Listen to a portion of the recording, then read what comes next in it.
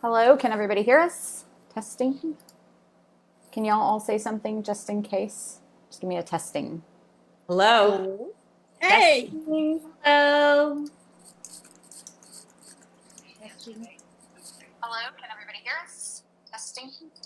If somebody have it on their computer, you'll need to mute yourself. If everybody can mute, that would be great.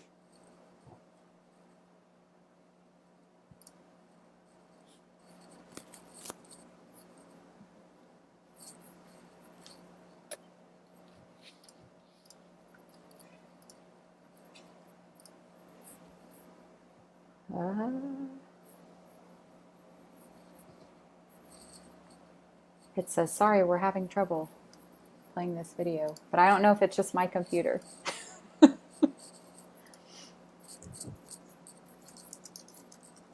This video is live now. It is on Facebook. You can see it right now. Okay. And we have comments that they can hear as well. Okay, perfect. Okay. All right, then we'll go ahead and get started.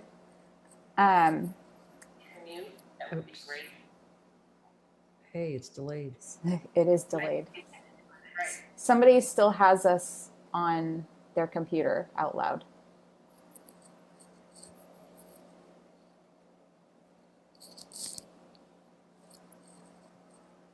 Okay.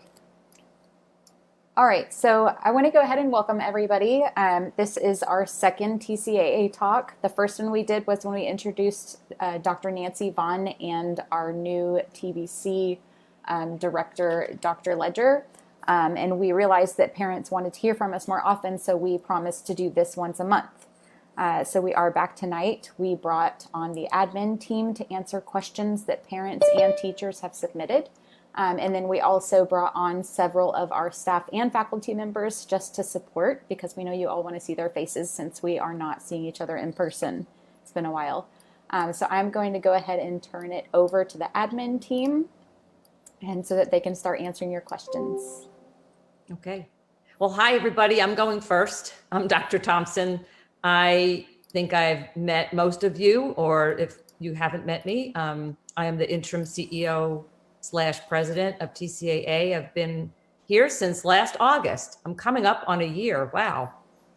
We want to thank everybody, first of all, for being here.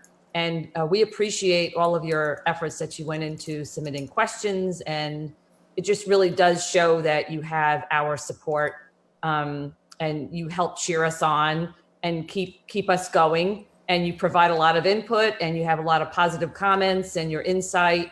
And most of all, your love and commitment for the school. And that's really apparent from the questions and the comments that you've made over the past couple of months. So this is the first time all of us have ever been in a pandemic, right? Of this magnitude and its far-reaching effects, right? So we're all doing this for the first time. We're all learning a new way of doing things. Sometimes we just don't have all the answers. So it doesn't make us failures. It just simply makes us human. When we fail or stumble, that is when we need each other the most to support us and help us go on, since we're learning this the first time ever. It's kind of like parenthood, right? If you haven't had children and you have a child, you're learning as you go. So we don't need to cast blame right now. What is happening is none of our fault, right? And sometimes that makes it even more difficult because we don't have someone to point the finger to and to relieve of our stress and anxiety, because sometimes it does help to have somebody to say, hey, they're to blame. But there really isn't anything to blame because it's an act of nature. So ensuring the safety, health, and well-being of our students is our highest priority, and we need for you to all remember and know that. Would it be great to have everyone back in their classrooms and conduct school as usual? Yes, absolutely. That would be wonderful. Besides parents, there's no one who wants as much as TCAA. So does this cause each of us undue stress, anxiety, and fear? Yes, of course it does. Of course it does. But the cold fact is we can't return to usual right now, but we can show the world that we are resilient, that we are creative, that we are dedicated and committed to having the best fine art charter school around. Who else but us can create something beautiful out of all of this? Think of the amazing talent we have in our students and in our teachers and in our parents and really from the community. So let's remember to think of the greater good of all and not just for ourselves. Remember, try to support each other in this effort to the best of our abilities. So when a friend or colleague or parent is stumbling or having a hard time, let's lend a hand and let's help them. We can be the model that everyone else looks up to. We can be the change we want to make in the world, right? So Gandhi said that. Let's give people the opportunity to say great things about how we handled adversity. Did you see what TCAA students and teachers are doing? That's what I want to hear on the street. I want to hear they are an amazing group of talented and creative individuals who really operate like a loving family unit, so supportive of each other. So I'm just asking each of you to keep an open mind. We're trying our best. Everybody, all the staff and faculty in both these organizations are working hours on end to try to make this a really wonderful, wonderful, exciting new school year. So now I want to turn this over to Dr. Vaughn, our interim superintendent. Thank you, Dr. Thompson. I'm Nancy Vaughn. I am the Chief Academic Officer Superintendent for TCAA, which presents and represents FWAFA, the Fort Worth Academy of Fine Arts, and TESA, Texas School of the Arts. I want to thank everyone and welcome you for being here tonight with us. You join the TCAA family in your concerns for the future, and most importantly, your commitment to seeing us through these uncertain times. What we hope to do tonight is to provide some clear direction on how we will navigate our way through these months. I say a clear way to navigate through this time when every week we receive new information and changes to the information we've received. In fact, I had a TEA meeting today and we received new information. But from you, we received 200 or more questions covering every kind of subject. They came from, that I know of, from teachers, from parents, possibly some from staff, and maybe even some from students if they conned their mom and dad into writing, or maybe they did it themselves. We have grouped the questions together and we've put them into categories, and we hope to address most of them in a bulk format. Anything we don't get to tonight, we will include in our FAQs on our website and in emails to our TCAA family. But before we get to these questions, I have some great news to start off the session tonight. We are very proud to announce that Betsy Compton today accepted the permanent position of principal for Texas School of the Arts. Yay. Yay, Betsy! Betsy brings tremendous expertise to this position. She has been with TCAA for going on her second year, maybe 2 years. And in doing so, she has served as the Director of Curriculum Instruction. She has been an interim principal for FWAFA and TESA until today, when she accepted that position. She really understands and gets the importance of excellence in our schools, and we believe she will lead the way for TESA.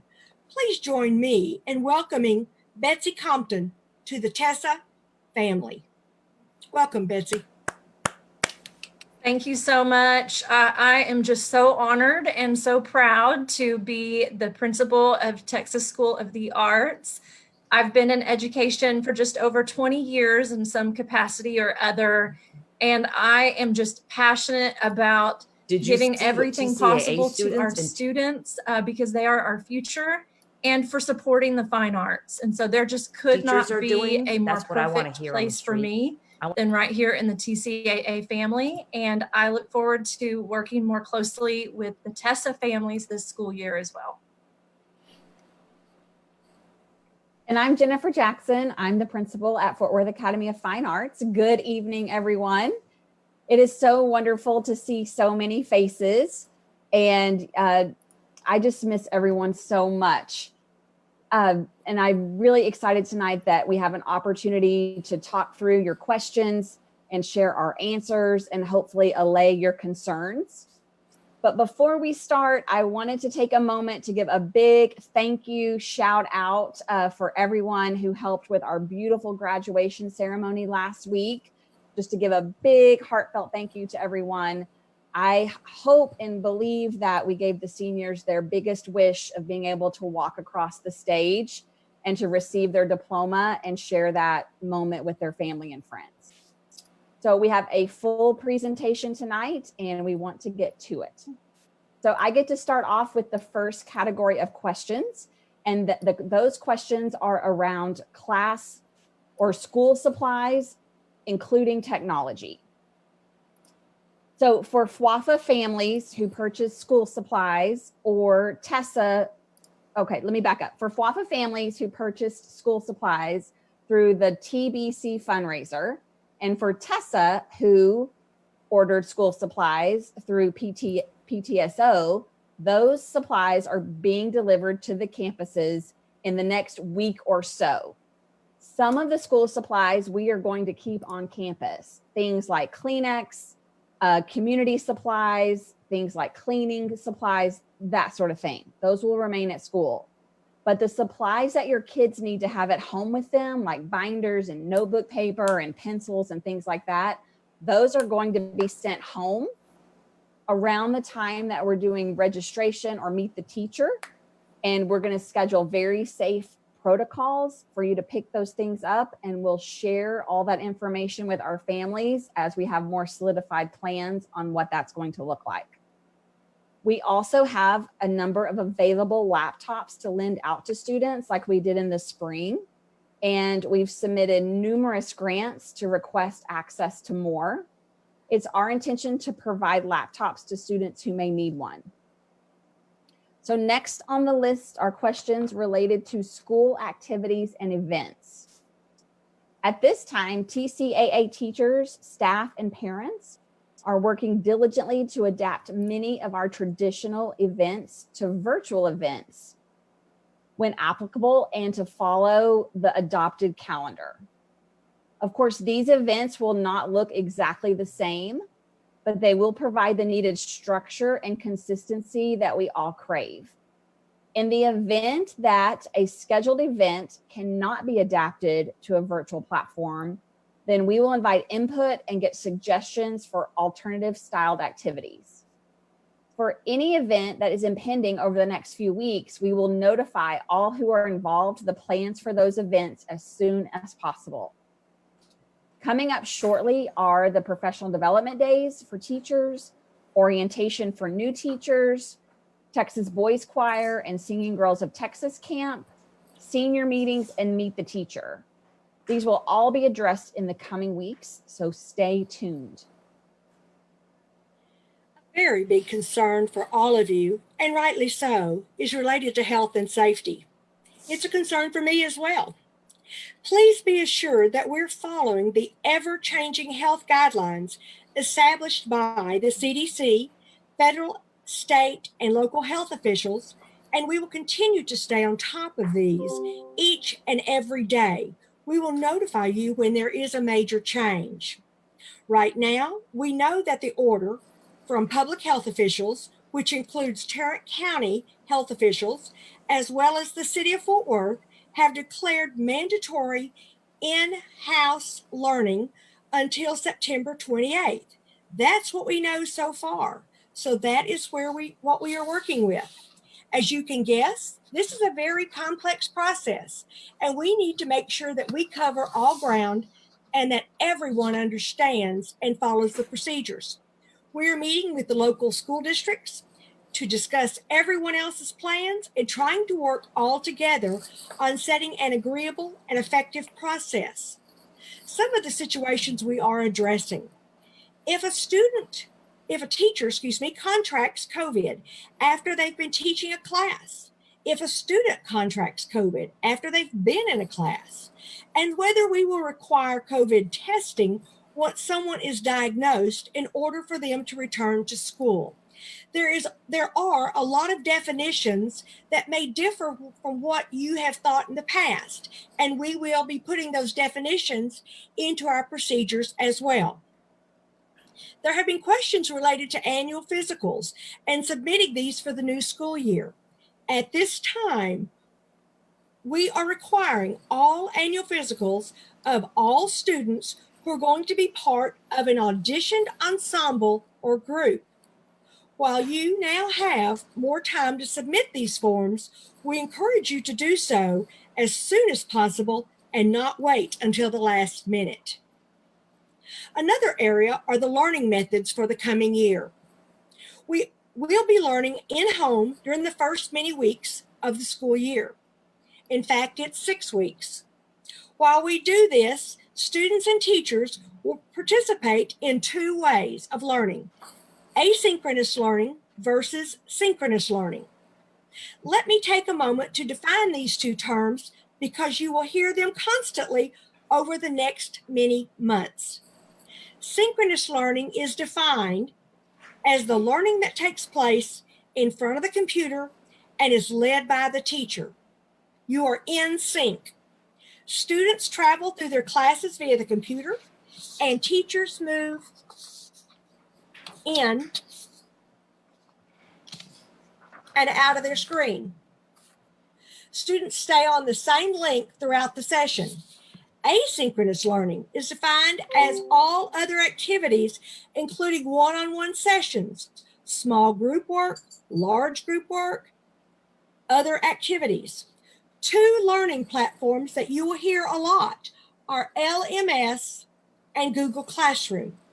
While Google Classroom has been used by TESA this past year, it will be new to FWAFA in the coming year.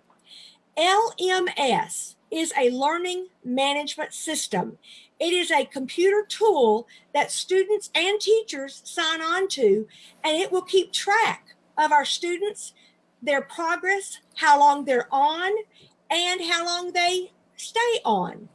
Google Classroom is a tool that we're going to use that will meld into the LMS, and it will keep up with the assignments that the students are doing in the Learning Management System, or LMS.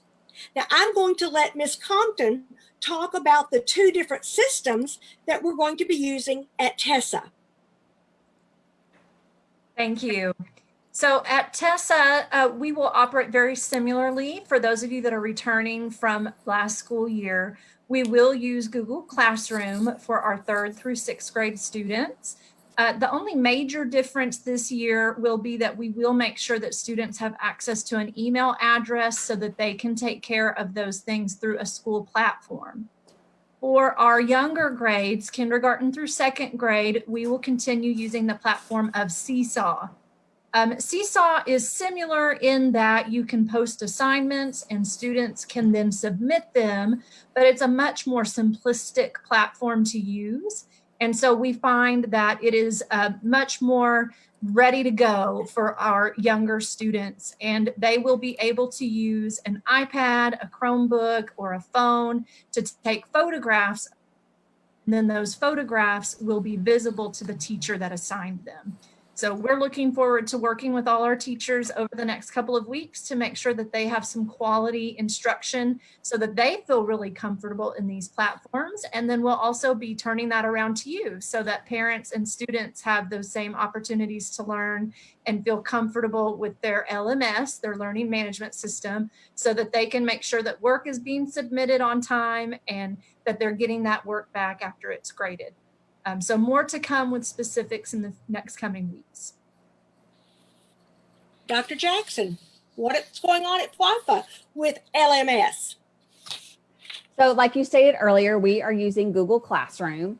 And for those who have had limited access to Google Classroom, it's basically a streamlined file sharing system between students and teachers. And it simplifies, creates, distributes, and helps grade assignments. The Google Classroom integrates all of the different tools inside of Google. So Google Docs, Sheets, Slides, Gmail, and Calendar are all interwoven together into a cohesive platform to manage student and teacher communication. So it's like a one-stop shop for students and teachers and parents. Thank you, ladies. I couldn't be more proud to have these 2 ladies taking charge of each campus because they are my 2 Google Doc girls. I was not raised in the classroom with Google Docs, but these 2 know them well. I want to go back to idea that we need to talk about, mask wearing. Depending upon when schools reopen, we know that schools right now, due to the county health officials, are going to be closed through the September and open on September 28th, 6 weeks down the road. We envision for right now, teachers, students, parents, and visitors in our buildings will be required to wear masks. The type of mask will be entirely up to the individual, but their mouths must be covered unless they're eating or they're drinking. Whether a student or a teacher wears a mask while in the classroom will depend on several factors, including the spacing of individuals in the classroom, the size of the classroom, the number of students in the classroom, and what kind of activity is happening in the classroom. One of the things we all need to be cognizant of is that all of our classrooms are not the normal classroom. So some of them are big, some of them are small, and they're all different square footage. But one of the things we do know is that we will wear masks, and we will also take other precautions for those students who are 10 and under, as suggested by the health department. Social distancing is another area. Depending upon when schools reopen, we envision right now to continue the social distancing policy of remaining at least 6 feet apart. Since school is not opening until at least September 28th, we're working on classroom layouts, hallway and restroom procedures, arrival and dismissal procedures, and alternative scheduling of classes. Fine arts participation will be discussed a lot later, but let me discuss some of that now. We're exploring a variety of ways in which we limit exposure while we are performing any of the fine arts. We don't have everything worked out at this time, but we have some extraordinary teachers developing some exciting alternative learning and participation styles. Students will definitely be challenged in using their brains and their skills in the coming months. Over the next few weeks, we will begin to share with you the creative programs that the fine arts teachers are planning for your students. In the coming weeks, we're going to be publishing our procedures for disease transmission and control that relate to students, teachers, staff, and even visitors who have been diagnosed with COVID or have been in proximity of. This includes if the diagnosis is at home or if they've come back to school and they exhibit symptoms and then are tested positive. We want you to know that we're going to do our best, but we keep having changes. And I know it seems we keep saying we're going to post it. Well, other schools have posted and they've had to take it down. Our goal is to have the most accurate information for you that we can. Dr. Jackson, will you talk to us about in-school operations? Yes, let me get myself turned back on here. All right. So we're going to talk about in-school operations. We had a bank of questions around several things in that area. So some of them involved lunchtime for students. We envision that when and if we return at the end of September, we limit lunchtime to the classroom. For those students who purchase lunch, we may have limited options available in the form of prepackaged food. We'll be encouraging all students to bring lunch from home when possible. We also had questions regarding morning assemblies. We're hoping that we can conduct all school get-togethers in new and unique ways while ensuring the safety and well-being of our students and teachers. They'll look different than the morning assemblies of the past, but we hope that the new morning assemblies will be welcome and adopted by the students. Stay tuned for more details on that to come in the many weeks ahead. For the TESA library, we are instituting a mobile library unit that will move from classroom to classroom in a safe and healthy way. We are looking at using the same model for FWAFA. During these unprecedented times, we want to celebrate the uniqueness of each of our students. So we encourage them to participate in all of the opportunities that will come their way over the next few months. This can include the wearing of lapel pins, costumes for holidays and our dress up days, spirit wear, etc. In terms of mental health and helping students through these trying and stressful times without the physical closeness, we are adopting some activities that have been shown to help. This includes things like meditation, yoga, healthy eating, physical activities, small discussion tribes, and of course, the availability of our very talented counselors. Something to remember, even though this feels like forever, luckily this will not last forever. At some point, we will be returning to our school for in-person learning. We encourage our families to assure their children that this will pass. This will help with their ability to cope with this in the short-term situation. So we also have several questions that all fit in the category of online curriculum and the start of school. And these questions relate to in-home learning specifically. And as we've mentioned before, this is uncharted territory for most schools and teachers and students and parents, and it will not be exactly the same as it was in the spring. But here are some of the responses to help with your concerns. First of all, with connectivity, fortunately for all of us in the TCAA family, we are participating in the Region 11 Consortium project, and both FWAFA and TESA now have state-of-the-art broadband fiber optic connectivity. This is really exciting because it will enable us to have some of the strongest internet connectivity, and that will handle the demand for both schools once we're back on campus, as well as for our teachers as they work in the online setting. Also, we know that as parents, you have a choice. And if and when we're allowed to come back to campus, you will be able to select your mode of instruction of either at school or continuing with the at-home learning model. And if you decide that after you make that choice, you'd like to make a change, we want to allow you to be able to do so at the end of the grading period. So if you decide to make that change, we'll just ask that you provide some written notice to your school counselor within 2 weeks to the end of the grading cycle, and we'll be sure to send you some reminders so that you don't miss that date. In terms of technological devices, as we mentioned before, we are working to have a robust inventory for students that need them. In addition, we're looking for connectivity support for students who either lack internet connection or have unstable internet connection and cannot handle the demands of their at-home learning for more than one student.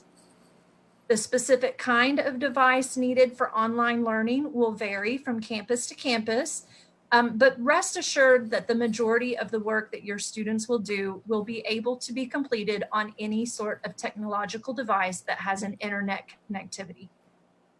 In terms of our fine arts online, we've already talked a little bit about that, but we want you to know that we will at FWAFA be embedding some art flex times so that those auditioned ensembles and performance groups have time to meet with their directors and fellow students.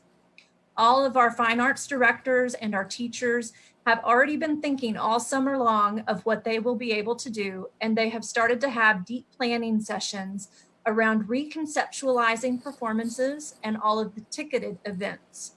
I know that they have not stopped working, and they will continue to work over the next couple of weeks to create exciting lesson plans and also really robust performances in the online settings. So we are excited to share with you how they will look once we get going into the semester.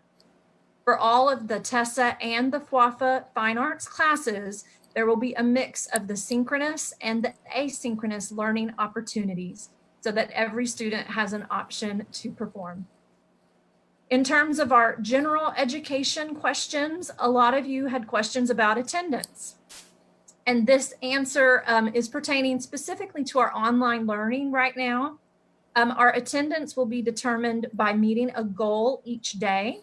And so that will be laid out for you by your classroom teachers. They will be logging into their LMS. So remember, that's your Google Classroom or your Seesaw for K2. and completing an assignment each day in order to earn that attendance. We are going to encourage that our teachers come to the campus and teach from their classrooms, where they will have reliable and consistent internet connectivity and access to all of their resources and supplies. And of course, we will be working with our teachers just like we would in any other school year to make sure that they have everything that they need. In terms of our special education and Section 504 students, just know that you will be contacted personally by our special education department about the specifics of how your child's IEP will be applied in the online environment. We have an amazing staff, and they want to follow each child's IEP and Section 504 plans, and they will work with you to make sure your child has everything that they need. Thanks, Betsy. Okay, so I want to talk a little bit about communication. So we just want to assure that we continue a robust communication pathway with all of our teachers, our parents, our students, so everybody feels that they're briefed on what's happening. So we know what important changes are happening, updates on a regular basis. And we've been doing some of that. Well, a lot of it, actually. We established our what we know so far, and that's been going on weekly. So basically it's entitled What We Know So Far because it's exactly what it is. It's what we know so far. Okay, so I want to be really considered a what we know so far presentation tonight too, because this is what we know so far. And it does change, and we just need everybody to be flexible, but we're trying to be as transparent and sharing with you as much as possible. We also do our monthly newsletter that gives you updates on what's going on with both of our schools. We also will start work on our weekly principal updates once we start returning back to the classroom. And then we'll do another live Q&A like this. If you guys think that this is important, if you feel like you're getting information so that we can update you. And also, we always encourage you, if you have any suggestions, please send them our way because we read everything that you send us. And so this is the conclusion of our live Q&A for today, and that we just hope that you found it helpful and useful. We will return in a few weeks. And so that at that point in time, we'll be able to provide you a lot more detail on how the day will look like for each kid in school, depending on what grade level they're at. We'll be able to be more specific about some of our other questions that people have asked us that we just don't have the detail at this time. So I would suggest that, where do we forward the questions to, Monica? To me? Is that what you're asking? Oh, hold on. Sorry. I'm muted. It'd be easiest if the questions came to my email at monica.sheehan, SHEEHAN, @artsacademics.org. And I'll put it in the comments as well. So I just want to say thank you, everybody, for your time, your dedication, and your mutual love for Flafa and Tessa. It's apparent that all of you really love the organization because of your passionate commitment and your questions. So we just want you to stay safe and healthy, okay? And we look forward to seeing you all again soon. So thanks so much for joining us tonight.